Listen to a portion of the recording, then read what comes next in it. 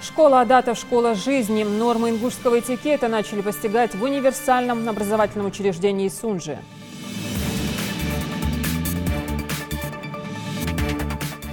Задел на будущее. В Ингушетии стартовала осенняя посевная кампания.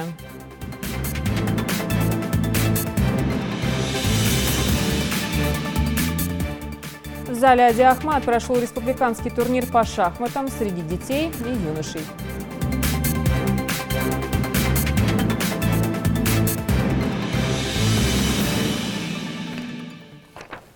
Добрый вечер, это новости 24. Ингушская делегация во главе с Юнусбеком Евкуровым приняла участие в торжественном открытии 8-го фестиваля культуры и спорта народов Кавказа, который в этом году проходит в Северной Осетии. Ежегодно в мероприятии принимают участие 7 команд, это 700 участников. Соревнования проводятся по национальным видам спорта: армспорт, борьба на поясах, стрельба из лука и многое другое. Фестиваль впервые будет проходить в течение 2 дней. Это сделает мероприятие более масштабным и интересным. Культурная программа состоит из театрализованной музыкально-хореографической постановки, торжественного открытия фестиваля, церемонии награждения, интерактивной выставки-ярмарки, национальные подворья народов Кавказа и масштабного гала-концерта закрытия фестиваля культуры и спорта народов Кавказа. Здесь представлены многие виды прикладного искусства. Это художественное литье металла, это предметы из рыбьей кожи, в частности картины из рыбьей кожи, бисероплетение. Совершенно уникальные башенные комплексы, которые создаются из речного камня. Здесь представлена резьба по дереву, здесь представлены предметы древнейшего быта, станки, ткацкие станки, станок для возделывания кожи животных, очень много бытовых предметов, которые современные жители Ингушетии, он их не знает. Мы хотели бы, чтобы не только жители Ингушетии, но и всего Кавказа знали, каким был наш быт, его уникальность, его простота. Ежегодно Чеченская Республика выставляет национальный двор. Здесь представлены ремесла, это резьба по дереву, керамика и другие виды работ от мастера, которые возрождают декоративно-прикладное искусство Чеченской Республики. Также Национальный музей сделал свою выставку холодного оружия, также керамики и старых антикварных вещей. Национальная еда будет, танцы будут. Все будет красиво, я думаю. Более подробный материал смотрите в нашем эфире. Ну а в Карачаево-Черкесии проходят праздничные торжества, приуроченные к 25-й годовщине образования республики. Юнусбек Евкуров и сенатор Мухарбек Дидигов в рамках празднования накануне приняли участие в торжественных мероприятиях. В столицу КЧР прибыли делегации из различных регионов России. Открытие новых объектов и народные гуляния. В репортаже Тамерлана Хамхоева.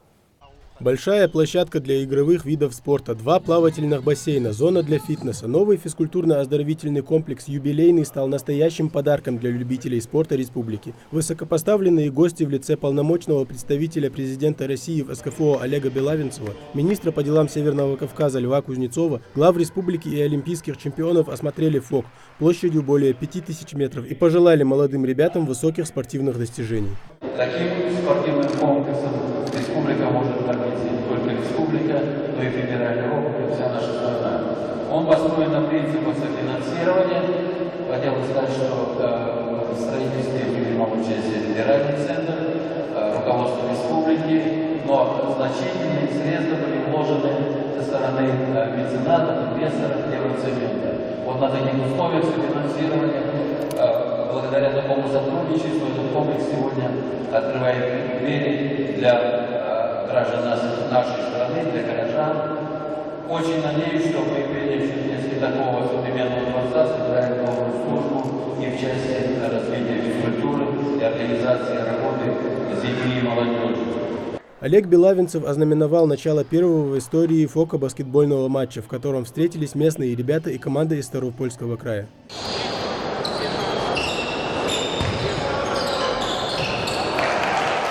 Здесь же, на территории комплекса, все официальные лица посадили деревья с именными табличками. Эту добрую традицию поддержал и глава Ингушетии Юнусбек Евкуров. Отныне туя, посаженная им, будет украшать двор спортивного учреждения в городе.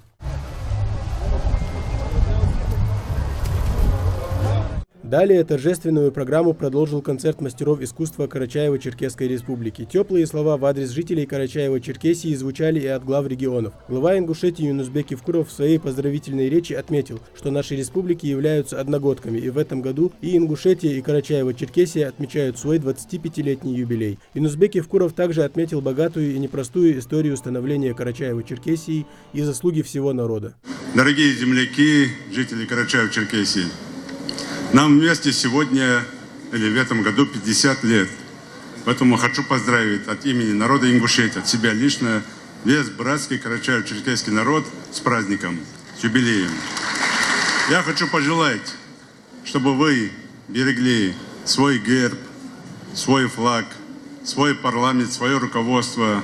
Это то, что великим трудом, усилиями, не только поколение наших старших, которые тоже здесь присутствуют 25 лет назад, а столетиями это все далось с трудом. Сохраните это все и несите далеко во все века, во благо и Карачаево-Черкесии, во благо нашей великой страны России. С праздником вас всех!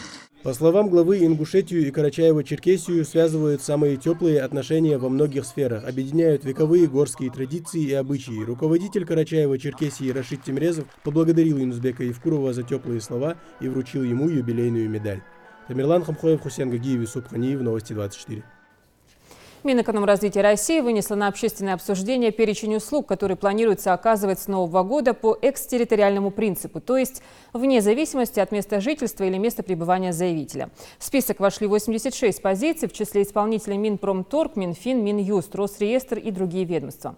Предполагается, что вне зависимости от места жительства граждане смогут зарегистрировать транспортное средство, сдать экзамен на право управления, им получить водительское удостоверение, архивные справки и паспорт. Можно также зарегистрировать рождение ребенка, заключение и расторжение браков. Пенсионный фонд России по экстерриториальному принципу будет рассматривать заявление о распоряжении средствами мат-капитала, выплачивать накопительные страховые пенсии. Общественное обсуждение документа завершится к началу октября.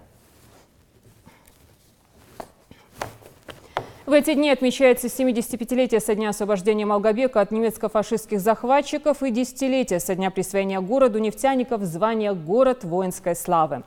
За город боролись как советские солдаты, так и неравнодушные горожане и жители прилегающих сел. К юбилею Малгобекской оборонительной операции в республике проводятся различные мероприятия. Накануне в научно-исследовательском институте имени Чаха Акреева прошел научный семинар на эту тему. Подробности у Марии Мистоевой. Город воинской славы Малгобек основан в 1933 году. Во время Великой Отечественной войны именно здесь развернулась Малгобекская оборонительная операция, которая, по словам историков, стала одной из решающих.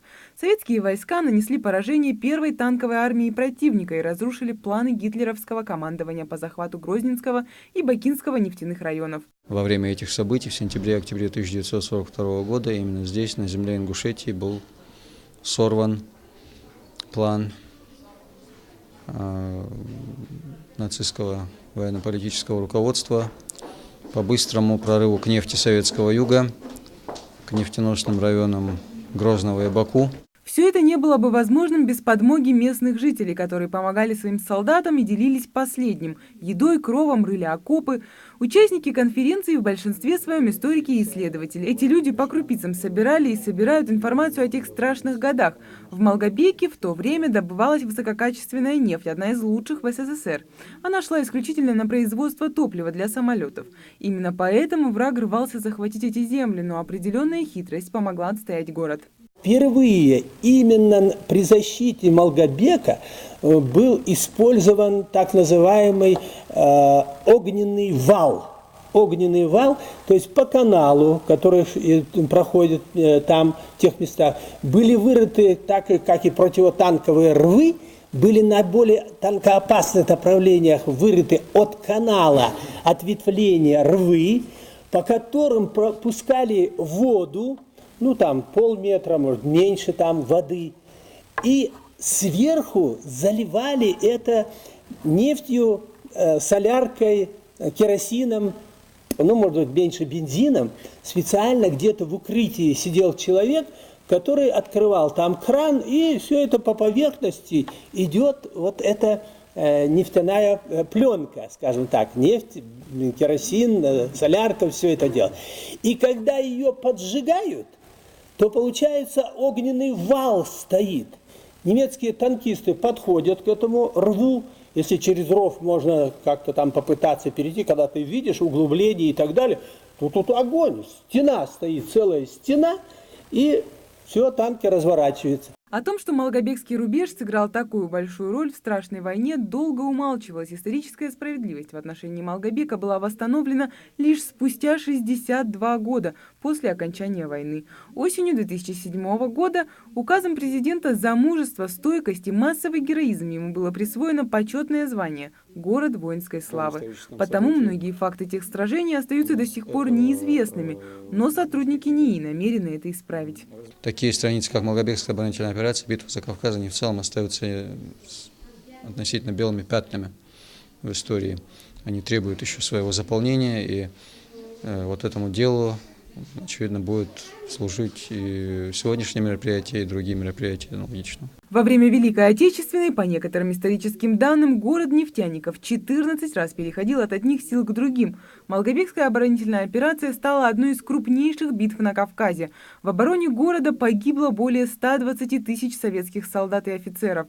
Сейчас поиском так и не вернувшихся солдат с полей той войны занимается поисковое движение России. За годы работы на их счету сотни перезахороненных и десятки опознанных героев. В республике также есть региональное отделение движения, которое не намерено останавливаться на достигнутом и наладить сотрудничество с ней. Наша работа в сфере патриотического воспитания молодежи, в сфере сохранения памяти защитников Отечества, как в период Великой Отечественной и до периода Первой мировой войны, я думаю, важно и актуально. Без истории нет будущего. У ингушского народа яркое прошлое, полное героических поступков и самоотверженных защитников. Сегодня Малгобек – современный многонациональный город, в котором открываются новые объекты, скверы, улицы и музеи. И все это благодаря тысячам солдат и простых жителей, которые вместе боролись за свой общий дом. Мария Мистоева, Зарема Евлоева, Хаваш Гойгов, Новости 24. Соблюдение свадебного этикета и поведение за столом тщательно разбирали на уроке в школе ингушских адатов. На занятиях аншлаг здесь намерены постичь особые правила. Тамерлан Хамхоев узнал много интересного. Дом культуры города Сунжа на первый взгляд такой же, как и десятки других по всей республике, но есть в этом строении одна отличительная особенность, которая отличает его от других. Точнее, помещение, в котором проходят периодически уроки ингушских адатов. Прямо сейчас начнется очередное занятие, но перед тем, как войти, необходимо снять обувь.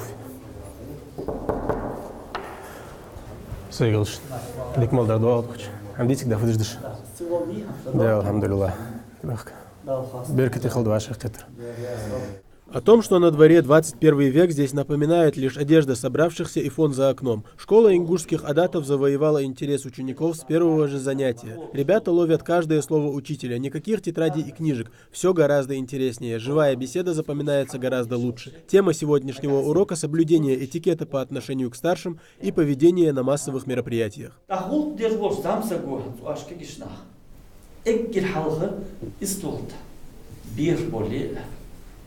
Orkin döli, mar döli, zot abuluj yok ama ekkil halkı tamada halş ottiyiz. Şu an hadis tamad mıçava. Tamada otti tak deh varış olçu. Bir ki randık varış saga otti. Так дeh ottiyiz avvah. Внутреннее убранство комнаты то же, что и в башнях несколько веков назад. Здесь и оружие, висящее на стене, и домотканный ковер. Даже очажная цепь с вязанкой хвороста как нельзя лучше дополняет интерьер. В таких условиях будто погружаешься в атмосферу ингушских обычаев и адатов, и рассказ учителя доносится будто из глубин истории.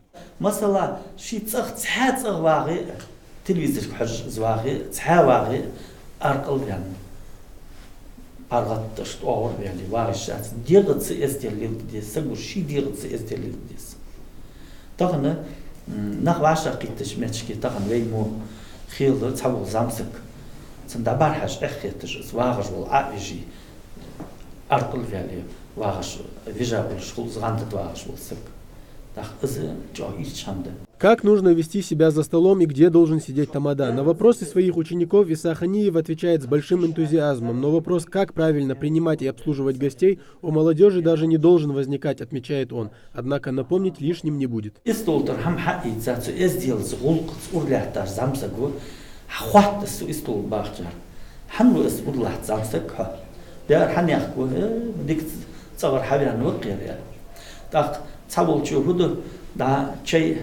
Еркезик цавол сирдан молошул цавар арж молошул бедер молош так еркезик сирда дакыл арж цашты баргижды корсти низах от ясалтисен хатай чей хуц а вот ежел хама кач шил от Танцы на свадебных торжествах также заслуживают внимания. Об этом также заговорили во время лекции. А завершая урок, преподаватель выразил надежду, что занятие окажется для ребят полезным. Сами же ученики о том, чтобы прогулять такие уроки, даже не думают. От своего учителя они узнают много нового.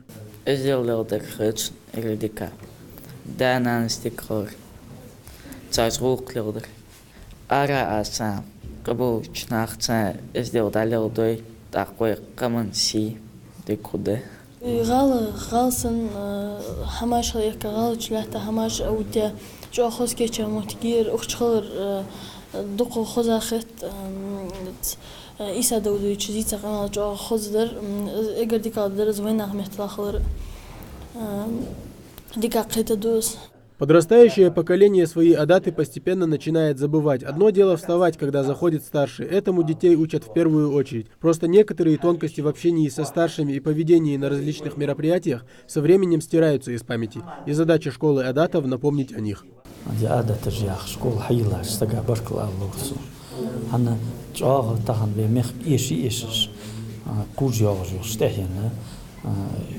программ يوزع شقيال الشير الله عادة تغلياتها دق هم تشم دوغي قمن عادة تختخن уже конечно дахи хадис хал дах хадис при общем использовании адатов в нашем обществе сегодня, да, основы все равно сохраняются, как бы мы об этом не говорили, уважение к старшим и все прочие каноны. Но детали многих наших традиций и обычаев, они все-таки со временем стираются из памяти населения. И для того, чтобы именно эти детали и то, для чего это изначально вводилось, не забывалось нашими детьми, для этого мы создали эту школу. Это только второе занятие в стенах школы адатов. С каждым разом интерес у ребят все выше. И, возможно, к тому времени, когда заслушают все 13 запланированных лекций, в республике откроется еще не одна такая школа. Тамерлан Хамходов, Майрабек Миржоев, Новости 24. Людей, готовых протянуть руку помощи и поделиться душевной теплотой и заботой, в нашей республике становится все больше. В гимназии города Карабулака прошла акция «Добра и милосердия». В рамках акции провели благотворительный концерт с участием самих учеников образовательного учреждения, а также звезд ингушской эстрады, которые своими зажигательными танцами и песнями делятся частичкой своей души и доброты с теми, кто нуждается в нашем внимании. То, что сегодня эта акция проходит в школе, она вдвойне значима. Потому что помимо того, что действительно какая-то будет материальная помощь нуждающимся в результате проведенной акции, я считаю, огромное значение имеет воспитательный эффект сегодняшнего мероприятия. Потому что в детях закладывается сознание того, что нужно проникаться сочувствием к ближнему, нужно оказывать помощь тому, кто оказался в трудной ситуации. Акция «Добро и милосердие» проводится с 2002 года. В последнее время она организовывается совместно с ученической благотворительной организацией «Аль-Ансар». В течение всей прошедшей недели в рамках акции для учащихся всех классов общеобразовательного учреждения проводили классные часы на тему «Добра и милосердия», где детям объясняли, какое богоугодное дело помогать ближнему и как не остаться в стороне. Также организовали благотворительную ярмарку, вырученные деньги от которой пойдут на помощь детям из малоимущих и многодетных семей самой гимназии.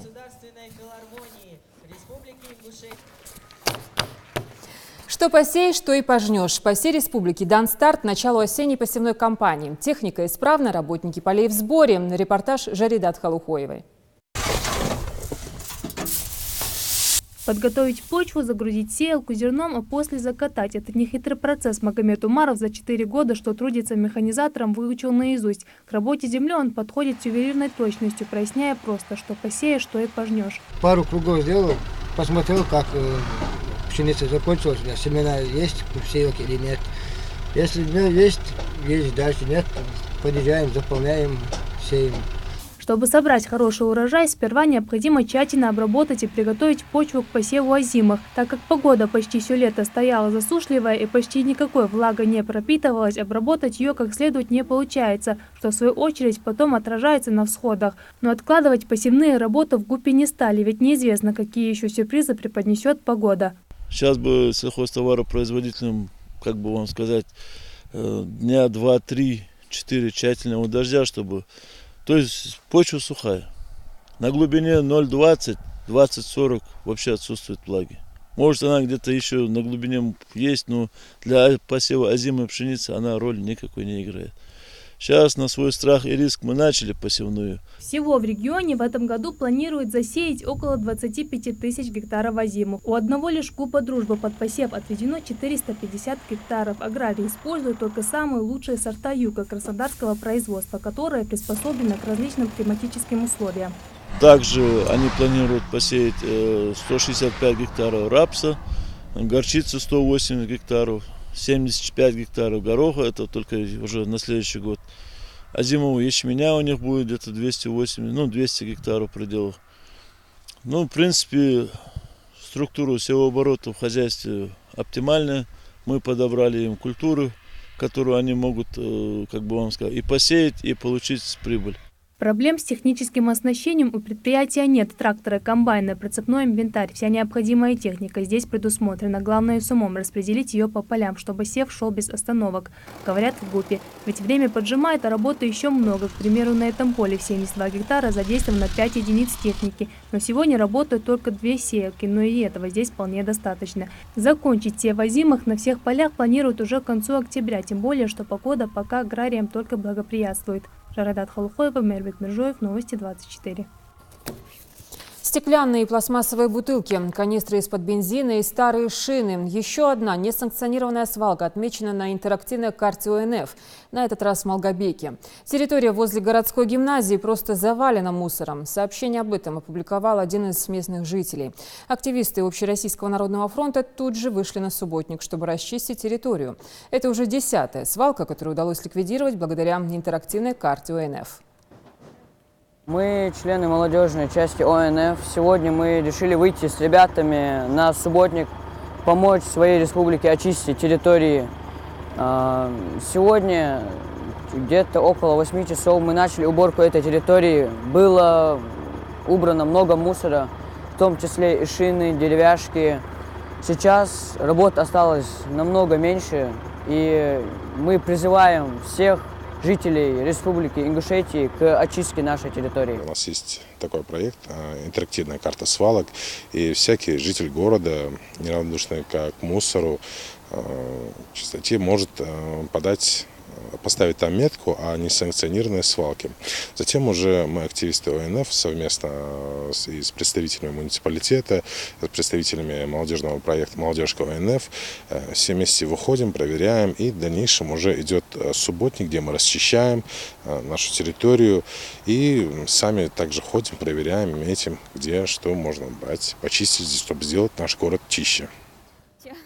За несколько лет своего существования Общероссийский народный фронт зарекомендовал себя как эффективный общественный контрольный орган. Проект «Интерактивная карта свалок» и «Карта убитых дорог» успешно реализовывается по всей стране. Кроме того, ОНФ дает возможность оценить услуги медицинских и образовательных учреждений республики. В зале Ади Ахмад прошел республиканский турнир по шахматам среди детей и юношей. Результаты чемпионата будут известны уже в понедельник.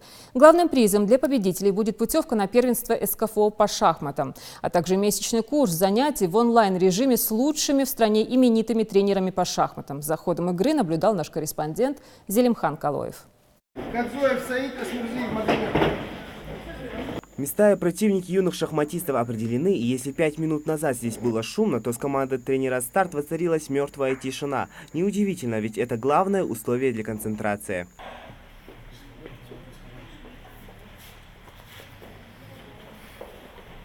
Тренеры каждых команд уверены в победе своих участников, но тем не менее переживают не меньше самих игроков. У них также есть свои фавориты и прогнозы. Я думаю, вот Экажева Марина, она у нас финалистка чемпионата России, ездила в Баку на международном турнире, сыграла 9 партий.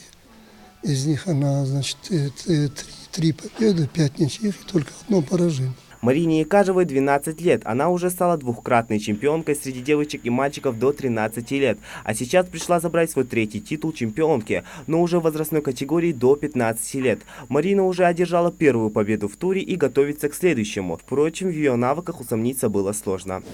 Конь F6, конь C3, G6, слон E3, слон G7, слон E2, слон D7, ферзь D2, рокировка. Вот мы разыграли славянский дебют.